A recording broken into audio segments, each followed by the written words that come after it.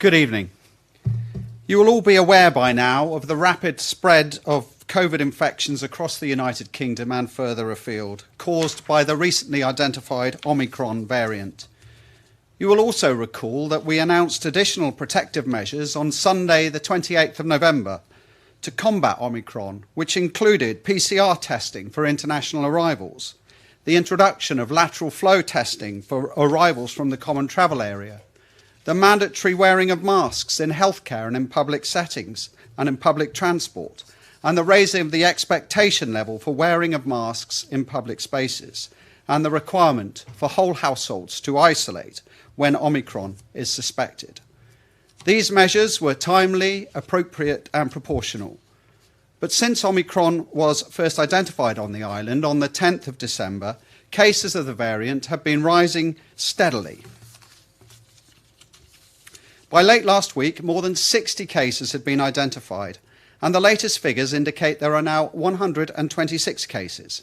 So I'd now like to introduce Chief Operating Officer Mark Lewin, who has been leading our COVID response and who will provide an overview of the situation both here and in the United Kingdom.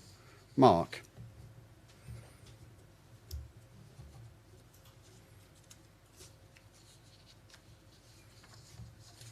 If we could go to the first slide, please, and we just go back and look at what happened in the UK in terms of the announcements late last week.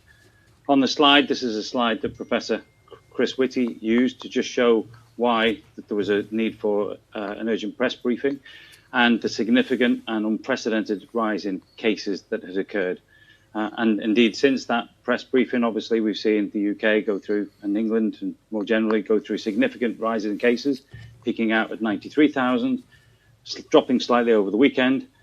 But that's often to be expected at a weekend in any event. So undoubtedly, and the message was loud and clear in terms of the significant rise in terms of Omicron, but what that was also doing in terms of driving a general increase in cases. And Professor Chris Whitty talked about two distinct waves. You have the Delta wave, and then you also have the Omicron wave, which is coming up over the top of that. If we go to the next slide, please. In terms of our cases on the Isle of Man, we have over the last few weeks seen the case numbers start to decline again, and the dashboard as at today shows a final total of 610 assumed active cases, and that no doubt is in part due to both the behaviours in terms of what's happened over the last few weeks and the responses in terms of the extra mitigations that have been put in place. So from an island perspective, we've been watching and we've been seeing cases decline from a Delta perspective over that period. If we go to the next slide, please. This is quite a busy slide, but it just shows that across all age bands, really, with the exception of perhaps the 20 to 29, which have held quite flat, all age bands have also been in decline from a Delta perspective. So the wave that we've been experiencing has been coming down and has been coming down consistently across all areas. I said before, however, on the next slide, that we are dealing with two distinct waves here. We have the Delta, and increasingly right across the UK and indeed across the whole world, we now have an Omicron wave, and both are coexisting, and it's the Omicron growth that's driving the cases. And as the Chief Minister said, since we had our first case back on the 10th of December, we have now seen a significant increase in cases. We now have 126 probable cases, or around 21% of our active cases are probable Omicron cases. And indeed, over the last 24 hours, in terms of yesterday's number, that's gone from 19 out of the 57 cases, or about 33%. So we haven't yet seen the significant trajectory in terms of what's happening across the whole of the UK and further afield, but undoubtedly we are seeing that significant growth in terms of Omicron and the spread that it is now bringing. If you could move to the next slide, please. So a number of things in terms of considerations in terms of how we deal with that, and just point a few points of relevance, if I may. Firstly, we can clearly see, and again, everyone's, all countries around the world are focused on this, but transmission appears to be higher with Omicron than it has been with previous strains. There could be a number of reasons behind that, but one of them could be that previous infections that have provided a level of natural immunity, and indeed the vaccinations that clearly also help provide a level of protection against transmission up to now, are not working as effective. And as such, there is a far larger population target for Omicron to focus on. On the next point, for many, the symptoms may also appear to be milder in terms of Omicron than it has been in previous strains. There are different symptoms, whether it be head cold, runny nose, sore throat, rather than the classic COVID symptoms. So for many, they may appear to be milder. Clearly, there are people out there, however, that this will still be significant for, and it may well be that for them, some where it appears to be milder, it is talked about the vaccine and previous infections not providing the same level of protection in terms of transmission, but perhaps the body has learned and is responding to a new infection and is helping fight that off. So for some, it could appear to be milder. That then leads to the third point at the bottom there in terms of it may well escape detection. So as more people appear to have milder symptoms, then they're less likely to realise perhaps they've got COVID, Omicron, less likely perhaps to come forward for significant testing, and also in terms of the isolation that goes with that. So a different approach may well be needed when you're dealing with a different type of strain that appears to be transmitting faster, that potentially for many people may appear to have milder symptoms. And in terms of escaping detection, then that in itself could fuel more transmission. So it's critically important that we are able to try and identify wherever possible the scale of infections and help people do the right thing in terms of going into isolation to protect themselves and others during peak times. What I would also say, though, is that early evidence, and this is all still new, and there's a lot more data needs to be developed, but early evidence is that the third doses are highly effective, not only in terms of potentially in terms of transmission, but also really importantly in terms of the severity of illnesses. Again, the body continues to learn, adapt, and respond to an infection. So the final thing I just wanted to say is that on the last slide is in terms of the benefits of self-testing and lateral flows in particular, and we've been asked this a number of times, and this visual really just tries to show what we've seen over the last 3 months of around 6,000 positive cases.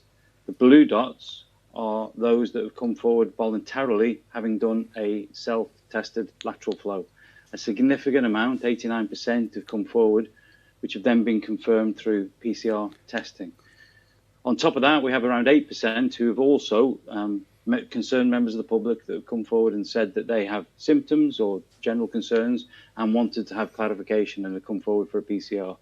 So around 97% of all of our positive cases over the last 3 months have been people who have recognised a concern or picked something up from testing and have come forward using lateral flows or confirmed through the PCR and have then gone into 10 days isolation to help protect against transmission and help to try and contain the level of cases. So really it just does show the huge value of having a mass self-testing program in place and the great goodwill that comes forward from people testing themselves and taking precautions as a result of that.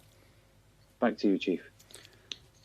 Thank you very much, Mark. And it's also good to have Catherine Magson along this evening from the Department of Health and Social Care, Chief Executive, who will be available afterwards to answer any questions. So it's clear that we must prepare for a substantial number of Omicron cases on the island, although the actual number of infections and the rate of spread is always hard to predict. Nevertheless, we should plan for a high infection rate and potentially thousands of cases at any one time, which may cause the current COVID management structure to become overwhelmed. Of course, the easy answer is to impose restrictions on our lives to protect the existing infrastructure.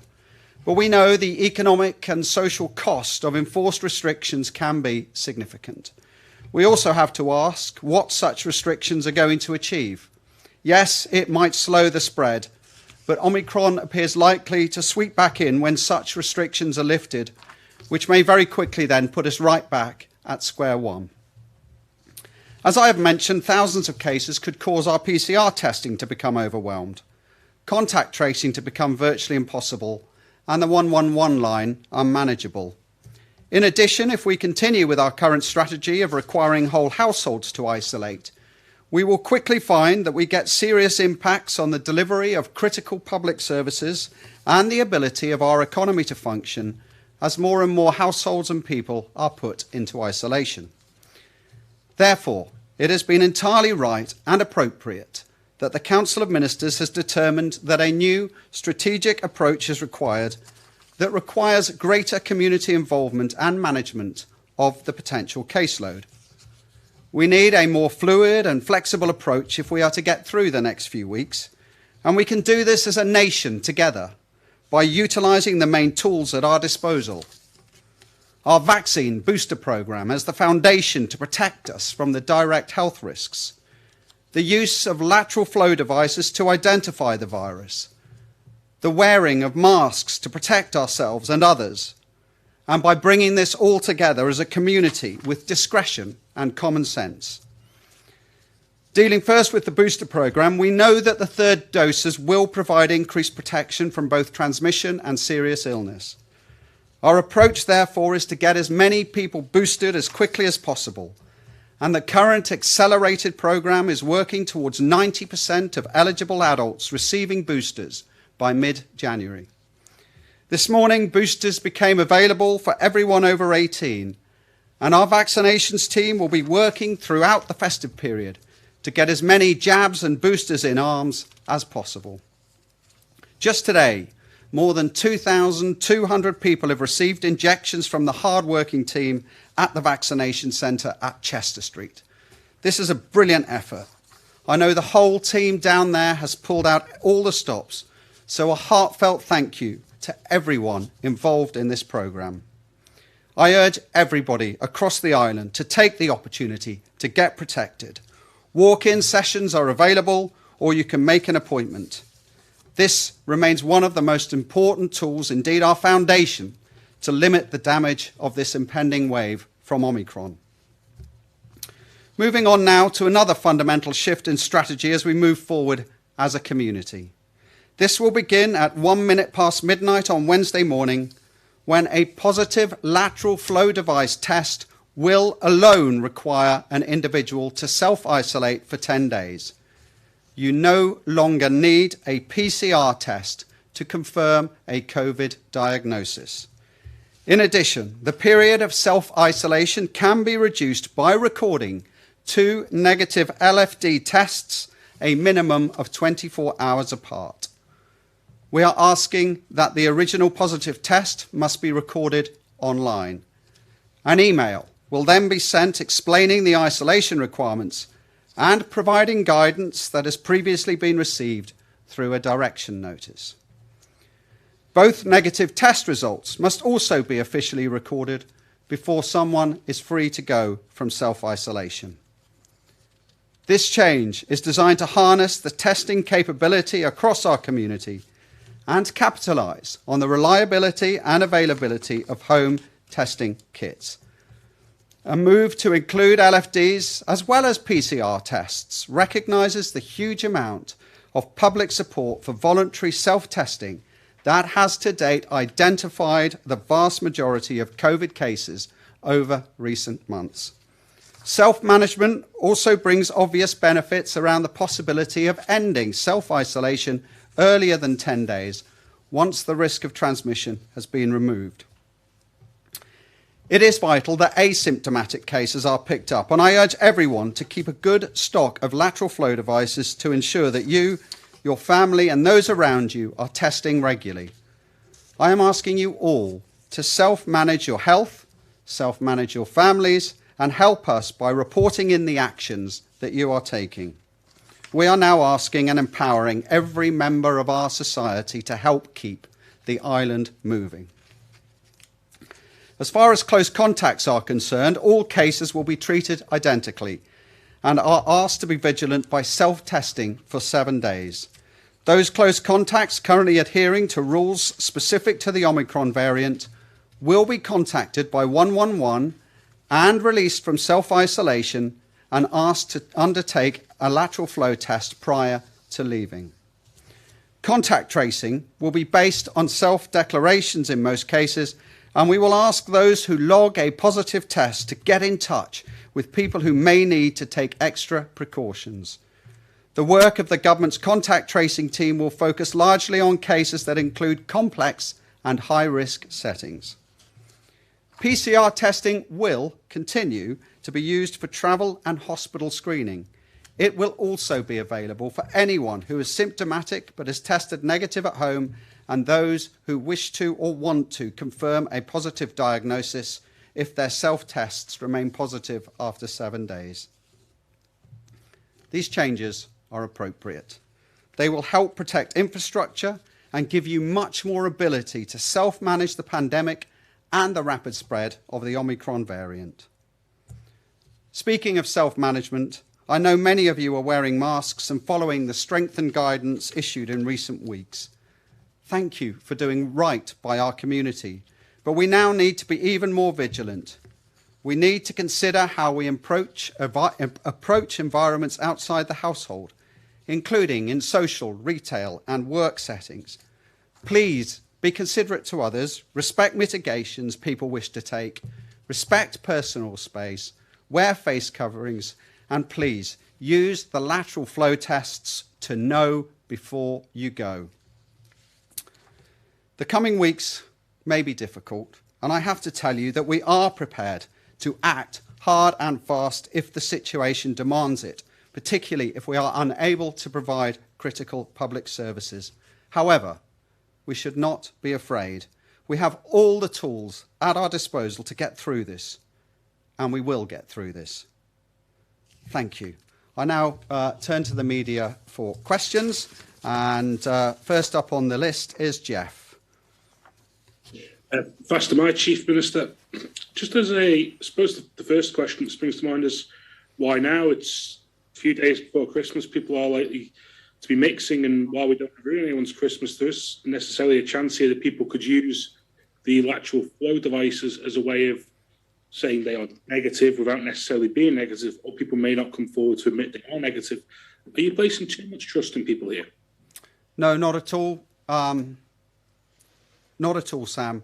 I have utmost trust in the public. Throughout this pandemic, the public response has been absolutely tremendous, and many people now across the island are being hugely responsible in terms of coming to us with their declarations. As you saw in that slide earlier now, the vast majority of PCR tests are based on and are given on the back of people's self-declarations that they have COVID. So I'm absolutely confident in the community, that the community are taking this matter hugely seriously. We've already seen a significant uptake in people acting responsibly, particularly in retail settings. I know that the demand for lateral flow tests is increasing. We've got huge stocks ready, and I know that significant numbers across the community are using the lateral flow tests before they actually go out to social settings or parties or even to visit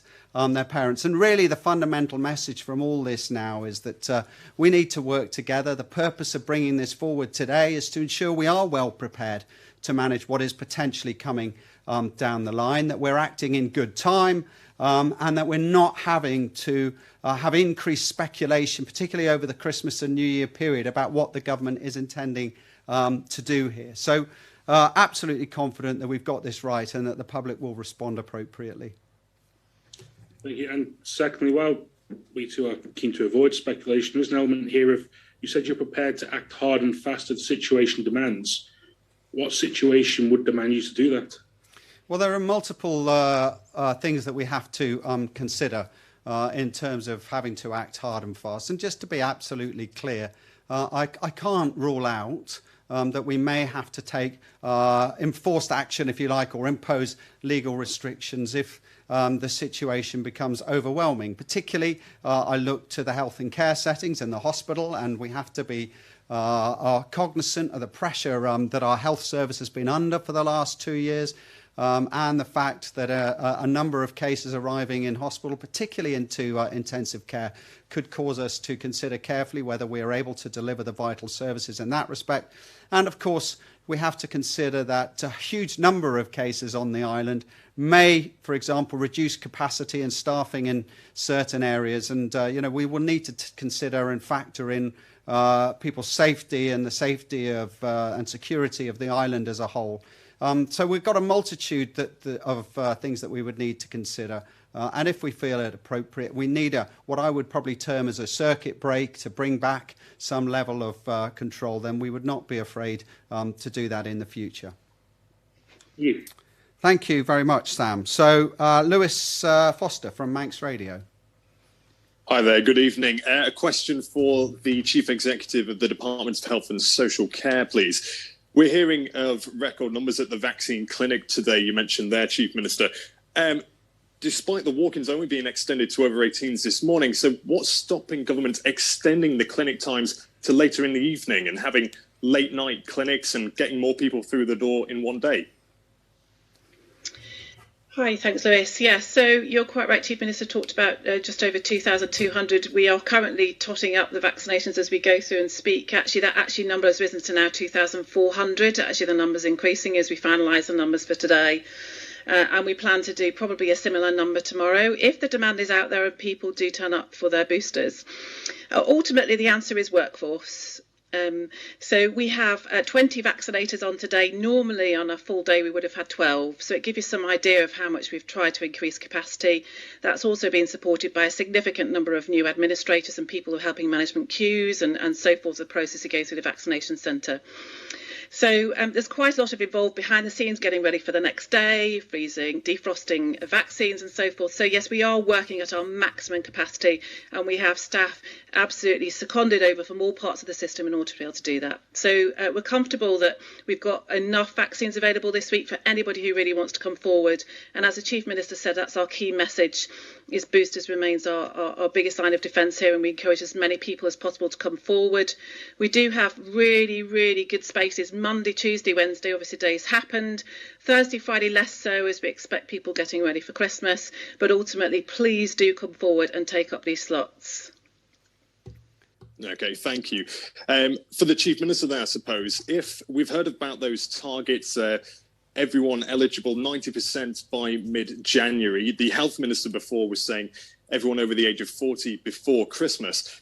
In terms of when Comin's sitting down to discuss, as you mentioned, you can never rule out further restrictions. What happens if we meet those targets? How will that affect your viewpoint, do you think? Well, first of all, if I may, Lewis, can I actually just build on what Catherine was saying there? I just want to pay tribute. Again, I did talk about the vaccination teams, but I want to pay tribute to all our nurses, doctors, everybody across the healthcare system, and indeed even our carers now, who are going to be once again facing potentially significant strain and significant pressures. I want to pay tribute to your professionalism tonight. I want to pay tribute to the way you've reacted in getting the vaccine programme up and running and underway. And I want to pay tribute also to those in the care community who've been operating themselves under quite significant restrictions and will have to do so again as they deal with some of the most vulnerable in our society. But in terms of the vaccines, Lewis, it's been clear it is our foundation. That is the one thing. The third dose will absolutely top up and increase your individual protection against the virus. The more people that are protected, the less risk there is to the hospital, the less risk there is to health and care services. And again, the more people are protected, the less pressure that is put in on our infrastructure. So it is absolutely vital that we push ahead at full steam with this vaccine programme, and that the community buys in and gets down to Chester Street and gets their vaccine and gets boosted. Okay, thank you. Thank you very much. Paul Moulton. Thank you, Chief Minister. Back to Catherine on that just part that Lewis was mentioning there, and you were talking about how many vaccines you got. You said you got enough for this week. So naturally, there's a big run on the bank for everyone wanting to get the boosters. How are the supplies holding up? Yeah, absolutely fine. We actually got enough thawed for this week. In fact, we're in the process of defrosting some more because of the demand that we've seen in the last couple of days. And again, we've got more than enough for into next week. And then we're drawing down as we can, as we've always been doing from the UK in order to supply beyond the end of January. So no issues and cause for concerns around vaccine supply at all. And secondly on that, some days it's Pfizer, some days Moderna. I mean, what's going on there? Why the mix and match going on? It's again down to the supply. We receive about 22% of the supply is Moderna. So all comes from the UK. At the moment, we're doing a number of Moderna days that will then move on to Pfizer towards into next week, and then we'll flip back. So it really depends. It depends on the supply that we've got. It depends on the vaccinators that we've got as well. So ultimately, we've managed to clinics about a week in advance, but it's all down to the supply that we receive from the UK, and it is a blend of those two vaccines. But if anybody else, for clinical reasons, needs to have AstraZeneca, then that is also available. And Chief Minister, you mentioned circuit breaker there. I mean, obviously, this is the big word that everyone's listening out for. What trips it? I mean, is it the run on the NHS? And will that involve more than just lockdowns? Will that involve travel restrictions / shutting borders of any description? Paul, I merely highlight the fact that, as a nation, as we move forward, and today really is about announcing us moving forward together rather than the government determining how we should move forward by imposing restrictions, that moving forward together is in everybody's best interest, not just for managing the Omicron variant, I think, but also moving forward as we learn how to deal with and manage COVID, particularly if it's going to be here for a long time. And of course, I know everybody likes to talk about restrictions and lockdowns. We've made it clear that is our last resort. But I also want to make it clear that we will not hesitate if we do believe that the nation's security is coming under threat in any way, or that people are being exposed to a level of risk that is unacceptable. And there are lots of factors that we have to consider. But yes, very much at the heartbeat of it will be the ability of our health services and health professionals to deliver the required level, I would suggest, of protection in terms of the ability to look after people on this island in a proper manner. And would that involve borders if necessary? Paul, again, I think the borders question, I hope, has left us now, but nothing can be ruled out in these circumstances. Thank you very much, and Merry Christmas. Thank you. Right, 3FM, Leanne Cook. Good evening, Chief Minister. My first question is for Catherine, following on recent questions from Lewis and Paul. Do you have any plans to open additional vaccine clinics on Ireland, or will Chester Street remain the sole clinic? For the moment, Leanne, it will be our sole clinic, yes, and certainly until we get through the booster programme. And the expectation is we hope to have been able to give everybody a booster by the end of the second week in January. Again, a bit earlier if people don't come forward, but that is our absolute aim to do that, and we're planning to have that completed by that point. So really, in order to be able to manage the throughput that's needed, we do ask people to come to Chester Street. We are doing housebound, clearly, to support those individually. We'll continue. We've already done the care homes and nursing homes, but really we ask as many people to make their way to Chester Street as they can. I would also, Leanne, if I'd like to make a call out, next week we are going to put on some walk-in clinics, particularly for those who are coming forward for their first doses. We've seen a really big rise in people registering for first doses. So we're going to put on some create some space specifically next week on the 27th and the 28th, and then also on the 7th and the 8th of January for people to come forward for walk-ins if they've not had their first and are now registered. And we now have several hundred that have done so. So we're really, really pleased to see that.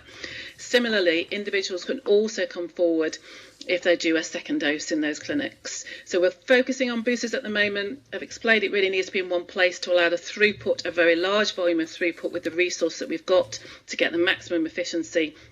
And we'll open up further for those who need a first or a second dose. And more communications will be coming out accordingly. Perfect. And my second question, just following on from that, we've had questions from parents just wondering if you have any more of an idea of when clinics for 12 to 17-year-olds could be in the new year. Yeah, so at the moment it will have to be after we finish those boosters, first and second doses, so the end of the second week, so going into the third week. If I can bring that forward, we absolutely will. That's our complete focus. And I should also have said that it is our intention with those dates that I just gave, and again, further communications will come out, we will aim to try and do as many of the second doses for the 16 and 17-year-olds. So the 12 and to 17s will be after we finish the boosters, and the 16 and 17-year-olds will be able to walk in with those dates I referred to a moment ago. Thank you. Thank you, Leanne. Finally, Alex Wotton from the BBC. Good evening, nearly said afternoon then. My first question really, you mentioned that you want people to do regular LFTs at home. So obviously people's interpretation of regular may differ. Do you have an official regularity twice a week or something like that, especially for people not showing any symptoms? Well, we are telling people and asking people now to test regularly. I mean, clearly that very much depends on their own personal circumstances. What we are, I think, clearly saying to people is that if you are going out, particularly into a social setting, that you must and should consider taking a lateral flow device test to protect yourself, but also primarily to protect the others around you. Omicron is spreading very, very rapidly. We know that, we understand that. And if we're going to get through this successfully, what we're asking is the community to help mitigate the impact by taking self-testing at home in the appropriate circumstances, either before they go out, or specifically before they go out, particularly in the days after they come back from those types of settings. And if they're not visiting those types of settings, we're just asking people really to be responsible and to do what they feel is the appropriate level of testing. But particularly as we come up to the Christmas period, I know that many people will be going out to visit friends and families. And our advice is to know before you go, to take a lateral flow test before you go out to these types of settings. Make sure that you're protecting those around you and particularly taking care if you know you're going to be in contact with somebody who may be more vulnerable when it comes to exposure to the virus. Okay. Also with the process of actually logging your results, so say you do your LFT at home and you've got a positive result, you said obviously you can log online. Will that process be made any simpler than it currently is? Or any way to sort of make that sort of more easy for everyone to access? And also people that aren't necessarily comfortable with technology and potentially the more vulnerable people getting positive tests and not really knowing where to log that. So yes, so yes, in terms of the technology, it's an important point. Yep, we are hoping that most people will be able to go online. It will be a fairly simple form to fill out and report in terms of their diagnosis, when they got diagnosed, and also maybe some other questions around contacts, etc. The primary thing is, though, if people have any questions or queries or need to report in and don't feel comfortable with the computers, then they'll be able to do that through the 111 line, and that facility will be available through that function. That's great. Is there any more questions? Sam, one more from you, I think. Yeah, it was just a quick minor point, thank you, Chief Minister, about, you said close contacts will be contacted by 111 and allowed to leave self-isolation. That's specific to the Omicron variant. Do we know when that will be? Yes, they will be contacted. This comes into effect on Wednesday, so it may take a bit of time, but 111 will be in contact with those households who are currently in full isolation. So essentially, you know, what we did to try and mitigate this and try and understand the impact of Omicron was ask that whole households isolated once an Omicron case was suspected. You know, now moving forward, we are saying this will be done on a self-management basis. The primary case will self-isolate for 10 days, and we're asking that other members of the household then test themselves for 7 days thereafter with the lateral flow tests. But we will help those who are currently in enforced isolation release themselves by calling them via the 111 line. Paul, one question from you. If you don't mind, it's from someone's got in contact with me saying, being told the AstraZeneca boosters are, you said they're available. This is not the case. This person says, my wife's been seeking it for weeks. There's none on the island. Maybe you can just clarify that. Catherine? Yeah, no, that's not correct. There are limited supplies, but we do bring them together in a cluster pool as needed. So that's what we try and do. And we have had a small number that we've recently done up at the hospital for those who needed it. So if anybody really does, for those clinical reasons, unable to have the Pfizer and Moderna, which should be a very, very, very small proportion, then we will arrange for that accordingly. So again, if anybody wants to email me, I'm happy to help them. So it's not a choice thing. You get what you're given unless you've got a reason. It is not a choice, no. There should be no reason why, unless there are a very small number of conditions where people cannot have Pfizer and Moderna. That's the recommended 2 vaccines. Both are equally proportionate and available and absolutely suitable for the booster vaccine. So unless there's any particular clinical reason that's been flagged by your consultant or your GP, then there should be no need for anybody to have anything other than Pfizer and Moderna. Okay. That looks like it. So thank you very much to everybody in the press for coming along this evening. I just wanted to conclude by saying, although this period could be difficult, we should not be afraid. We do have all the tools, as I said before, at our disposal to get through this. And indeed, we will get through this as a community. Get boosted. Use lateral flow devices to self-diagnose COVID and as a tool to ensure that you're safe to go out, wear masks as appropriate and consider others. And finally, I just wanted to finish by wishing all across our community a very happy and a very safe Christmas. Thank you very much.